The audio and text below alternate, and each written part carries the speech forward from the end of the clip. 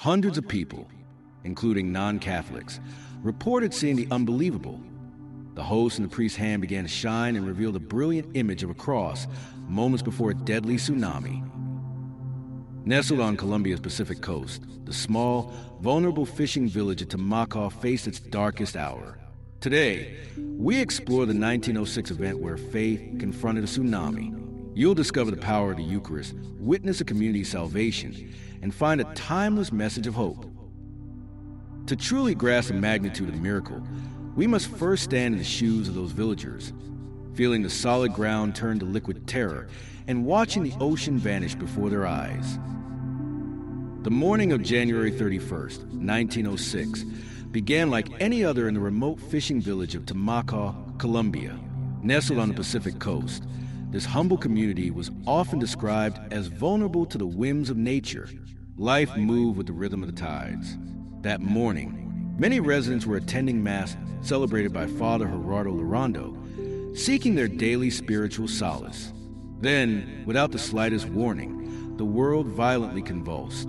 A massive subterranean shift, now known as one of the most powerful earthquakes in the region's history, unleashed its fury. The ground rolled and shook with terrifying force, shattering the morning's peace. Immediate panic erupted. People stumbled from their homes in the small church, their cries lost in the cacophony of collapsing structures and the earth's roar. But the terror was only beginning. According to numerous historical accounts from that day, those near the shoreline witnessed an even more dreadful omen. The sea abruptly and completely receded, pulling water hundreds of meters away from the coast, exposing the bare ocean floor. For the fishermen among them, this was a universally recognized and terrifying harbinger of only one thing: an imminent and colossal tsunami. A wall of water was gathering its destructive power just beyond the horizon, beginning its fatal charge toward the utterly defenseless village. Yet, in the eye of this storm of fear, one man's understanding of duty would chart a course away from panic and toward an unthinkable act of courage.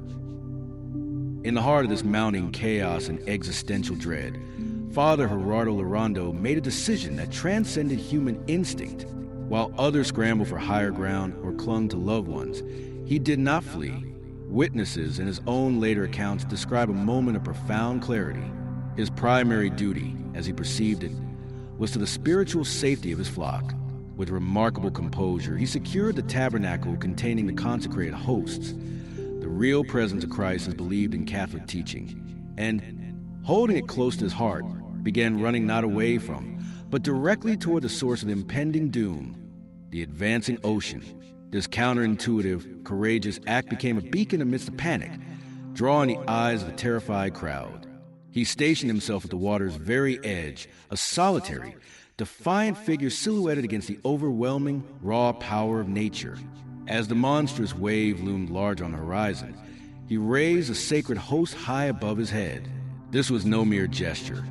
It was a potent act of intercession, a physical and spiritual offering of his community into divine hands, audaciously shifting the narrative from one of helpless fear to one of active, desperate faith at the most critical juncture imaginable. And at the climax of this confrontation between faith and fury, as the host was lifted, multiple independent accounts agree that the ordinary was utterly transformed. What transpired next was an event so extraordinary it would be permanently etched into the collective memory of Tumaco. As Father Larrondo elevated the host toward the threatening sky, multiple independent accounts from individuals of various backgrounds converged on a singular, miraculous detail. The simple white wafer began to emit a brilliant, radiant light that seemed to push back against the gloom of the disaster. From within this core of luminosity, the clear and distinct form of cross is said to have manifested, not as a vague impression, but as a well-defined, shining image. This phenomenon was perceived not only by the devout Catholics present, but also by fishermen, merchants, and others at the port, lending it a powerful credibility that transcended personal belief. Historical notes consistently mention their profound collective sense of awe, followed by an unexpected and palpable peace, settled over the previously hysterical crowd. The terrifying sound of the quake and the roaring sea seemed to diminish before this silent, divine sign. This singular moment acted as a spiritual pivot. transforming the collective atmosphere from one of sheer, unadulterated panic to one of stunned, reverential wonder and a glimmer of hope. This silent, luminous sign did not just change hearts. It appeared to command the very forces of nature, leading to an outcome that defied all expectation. The immediate consequence of this awe-inspiring sign was an equally astounding reversal in the natural order, an event that solidified the experience as a genuine miracle in the hearts and minds of all present. The towering tsunami wave, which moments before had been advancing with what seemed like unstoppable, annihilating force, reportedly halted its relentless progress. As later detailed in the official ecclesiastical records compiled under the order of the local bishop, the massive wall of water simply stopped as if meeting an invisible, immovable barrier. Then, contrary to all laws of hydrodynamics, it gradually receded back into the depths of the ocean without ever breaking upon the shore or touching the village. Tumaco was left completely untouched by the destructive aquatic force. Even more remarkably, despite the violent earthquake and the imminent, scientifically predictable threat of tsunami, historical investigations found no recorded fatalities in Tumaco from that fateful day. The entire community had been spared in a manner that defied every natural explanation available, an outcome that generations of believers have since viewed as a direct and merciful response to the bold act of faith performed on that shoreline. The miraculous deliverance of Tumaco demanded more than awe. It demanded an investigation and has offered a message that resonates far beyond that single day. The miracle of Tumaco did not simply become a local legend. It entered the realm of formally acknowledged Catholic history. Bishop Eusebio Barcelo Apostol, upon receiving detailed reports, initiated a canonical investigation. Dozens of sworn testimonies were collected from witnesses across social strata, creating a robust historical document that granted the event a permanent and respected place in the region's heritage. Beyond its historical validity, the miracle carries enduring, profound spiritual weight. For the faithful, it stands as a powerful testament to the doctrine of the real presence of Christ in the Eucharist, illustrating it not as a mere symbol, but as a living, powerful reality and a source of ultimate hope and protection. The specific appearance of the cross in that moment of extreme peril is perceived as a deeply poignant symbol, a reminder that the sign of humanity's salvation is perpetually relevant, offering strength and perspective precisely during our greatest trials.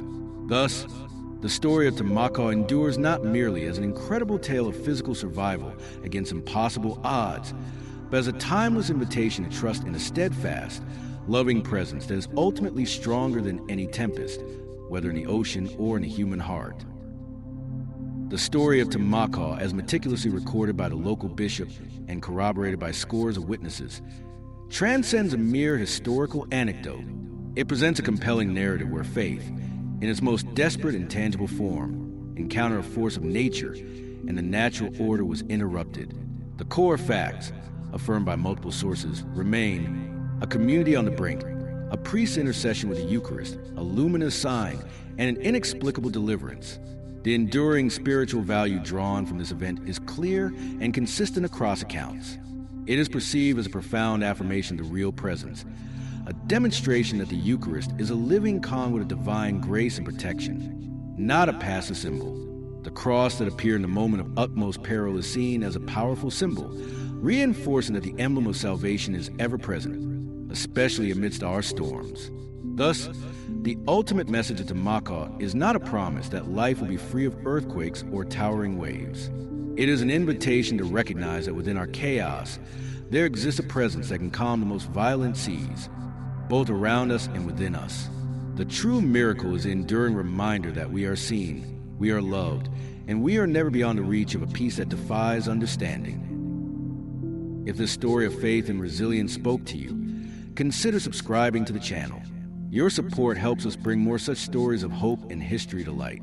Did the miracle of Tumaco inspire or move you today? Let us know by giving this video a like. It helps others find this message. Stories of hope are meant to be shared. If you know someone who might need a reminder of light in a dark time, please share this video with them. We believe every perspective enriches the conversation. Share your thoughts in the comments below. What does a story from 1906 mean to you in today's world? Thank you for spending this time in reflection. May you carry with you a sense of peace and a strengthened faith wherever your journey leads.